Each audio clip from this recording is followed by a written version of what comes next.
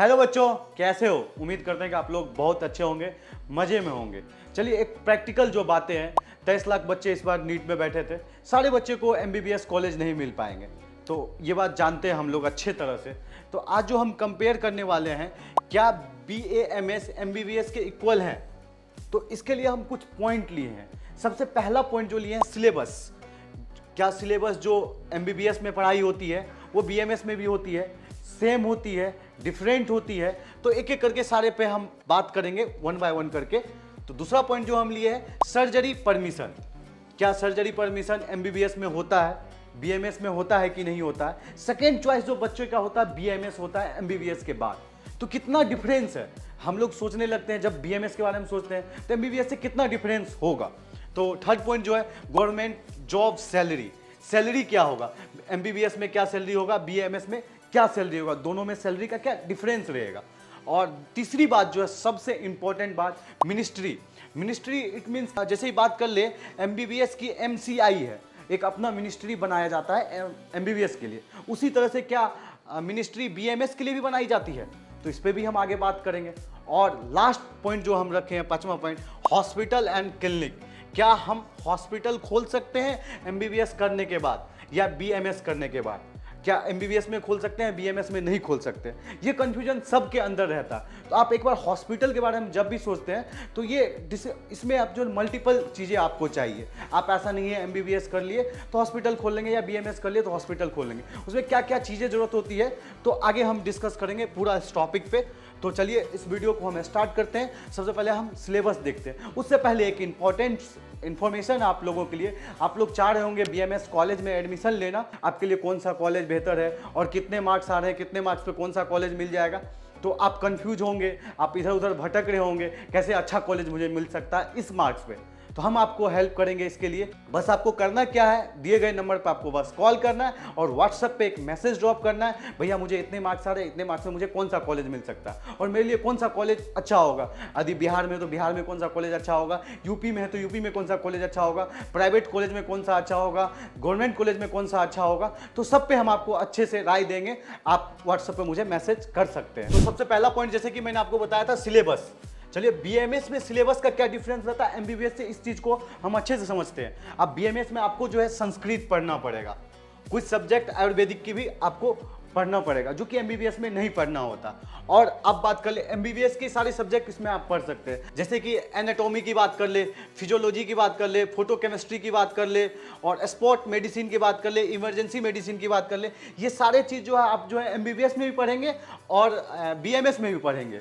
तो इस सब्जेक्ट में कुछ खास डिफरेंस नहीं है। थोड़ा सा जो है आप इसमें आयुर्वेदिक पढ़ लेते हैं और संस्कृत पढ़ते हैं, ये दोनों चीज़ एक्स्ट्रा पढ़ना पड़ता है। और सबसे इंपॉर्टेंट बात जो है, बायोकेमिस्ट्री हमको नहीं पढ़ना होता है बीएमएस में, लेकिन एमबीबीएस में पढ़ना पड़ता है। और बायोकेमिस्ट्री को थोड़ा हार्ड भी माना जाता है, आप लोग भी जानते होंगे। आप दोनों में सारे सब्जेक्ट पढ़ के एमएससी कर सकते हैं, मास्टरी कर सकते हैं, सिंपल भाषा हम समझे तो। और आप देखें तो दोनों में सब्जेक्ट जो है सिमिलरिटी है, थोड़ा सा डिफरेंस है। तो इसके बिहाफ पे आप देख सकते हैं बीएमएस एमबीबीएस के इक्वल है कि नहीं, सिलेबस के बेसिस पे। अब हम देखते हैं सर्जरी परमिशन के बेसिस पे बीएमएस एमबीबीएस के इक्वल है कि नहीं है। तो देखिए, सर्जरी परमिशन की बात कर ले तो एमबीबीएस में क्या है और बीएमएस में क्या है। यदि जनरली बात करें तो एमबीबीएस में भी सर्जरी का परमिशन नहीं रहता और बीएमएस में भी नहीं रहता। लेकिन जैसे सिंपल सा कोई सर्जरी होता है, जैसे कि हम पाइल्स का सर्जरी हो गया, तो पाइल्स का सर्जरी जो है हम बीएमएस में भी कर सकते हैं और एमबीबीएस में भी कर सकते हैं। दोनों में हम पाइल्स का सर्जरी कर सकते हैं, नॉर्मल सर्जरी है।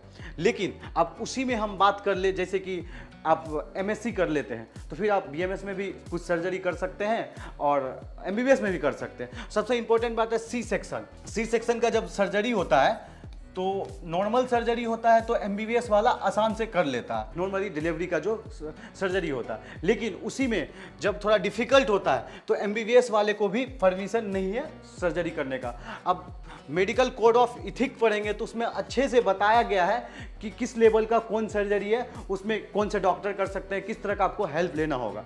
जैसे इसमें सी सेक्शन का सर्जरी आपको, जैसे बीएमएस किए हैं तो सी सेक्शन का सर्जरी करना है तो आपको हेल्प लेना पड़ेगा किसी एमबीबीएस डॉक्टर का, या जो बीएमएस में जो एमएससी किया है उसका आप हेल्प लेके सी सेक्शन का भी सर्जरी कर सकते हैं। बीएमएस में सीनियर डॉक्टर का आपको हेल्प लेना पड़ेगा, या एमबीबीएस एक्सपर्ट का आप हेल्प लेके सर्जरी कर सकते हैं सी सेक्शन का। यदि आप बीएमएस किए हैं तो एमबीबीएस में नॉर्मल सर्जरी है तब आप कर सकते हैं, नहीं तो एमबीबीएस भी किए हैं तो आपको किसी सीनियर एक्सपर्ट का आपको हेल्प लेना पड़ेगा। क्योंकि मेडिकल कोड ऑफ इथिक्स पढ़ेंगे तो उसमें अच्छे से बताया गया है कि किस सर्जरी पे किसका हेल्प लेना पड़ेगा। क्या एक सर्जरी को अकेला कर सकते हैं? कभी कभी आप देखते हैं कार्डियोलॉजी का सर्जरी होता है तो अकेला संभव ही नहीं है, उसमें बहुत सारे डॉक्टर मिलके जो आपके सीनियर होते हैं उनके साथ मिलके तब आप सर्जरी करते हैं। और हर स्टेट में अलग अलग रूल है अपना होता है, और इस पर अभी बहुत सारे रिफाइन हो रही है और भी इस पर विस्तार हो रहा है, तो और भी विस्तार आपको देखने को मिलेगा आगे के दिन में। देखिए अब सबसे इंपॉर्टेंट बात जो है, गवर्नमेंट जॉब में सैलरी क्या होगी। यदि हम बीएमएस करते हैं या एमबीबीएस करते हैं तो सैलरी क्या होगी। इस पे एक स्टोरी बता रहे हैं आपको, बहुत एक साल पहले की है। गुजरात में एक केस फाइल किया गया था, वहाँ के जो प्रिपरेशन करने वाले थे वो बच्चों ने फाइल किया था, हम दोनों का एमबीबीएस और बीएमएस का सैलरी सेम होना चाहिए था। लेकिन गुजरात कोर्ट ने तो इसको पास कर दिया था, सैलरी सेम होना चाहिए। जब ये सुप्रीम कोर्ट में गया तो इसको खारिज कर दिया गया, नहीं सैलरी दोनों का सेम नहीं हो सकता। बट इस बात को आपको ध्यान रखना है, ये गवर्नमेंट कॉलेज के लिए हम बात कर रहे हैं। आप गवर्नमेंट विभाग में जॉब करते हैं तब, लेकिन सबसे इंपॉर्टेंट बात जो होती है स्किल। आपके पास यदि स्किल है तो आप कहीं भी अच्छे पैसा कमा सकते हैं। आप देखे होंगे आपके भी शहर में कोई बीएमएस करके अच्छे डॉक्टर होंगे, अच्छे से इलाज करते होंगे तो उनके पास बहुत सारे भीड़ होंगे। इनको एमबीबीएस डॉक्टर होंगे, यदि अच्छे से इलाज नहीं करते होंगे तो उनके पास नहीं होंगे।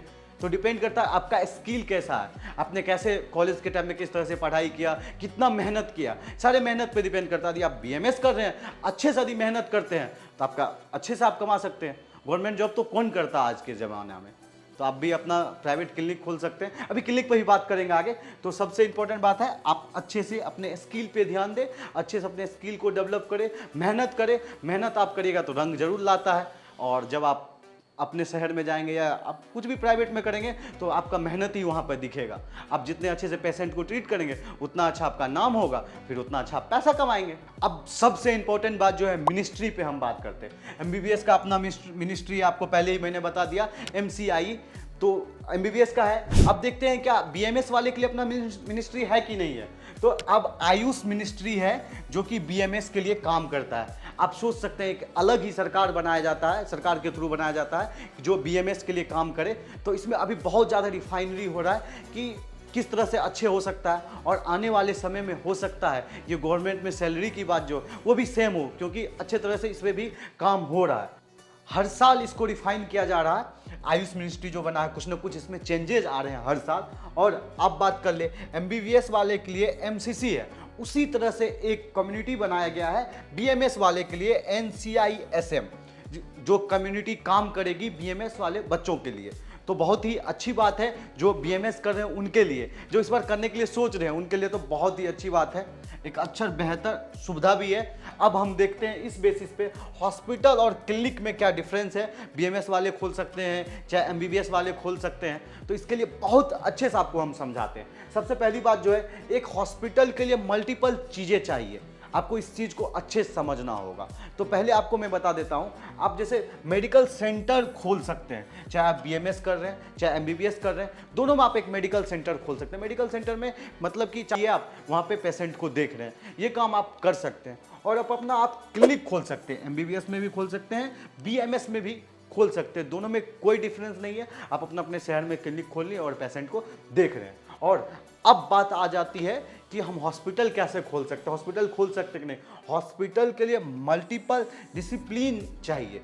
मल्टीपल डिसिप्लिन इसलिए चाहिए कि आप देखिए एक हॉस्पिटल में बहुत सारे डिपार्टमेंट होते हैं। ऐसा थोड़ी है एक हॉस्पिटल एक आप एमबीबीएस कर लिए तो आप खोल लेंगे, ऐसा संभव पॉसिबल ही नहीं है, क्योंकि बहुत सारे डिसिप्लिन होती है। डिसिप्लिन चाहिए एक हॉस्पिटल खोलने के लिए, मल्टीपल चीज़ें की जरूरत पड़ेगी आपको। जैसे कि आप एक हॉस्पिटल खोलते हैं, एक गायनोकोलॉजी चाहिए, एक पेडिट्रिशियन चाहिए। पेडिट्रिशियन मतलब ये होता है जो बच्चे का स्पेशल डॉक्टर होते हैं, और स्किन डर्मेटोलॉजी चाहिए जो स्किन के डॉक्टर हो।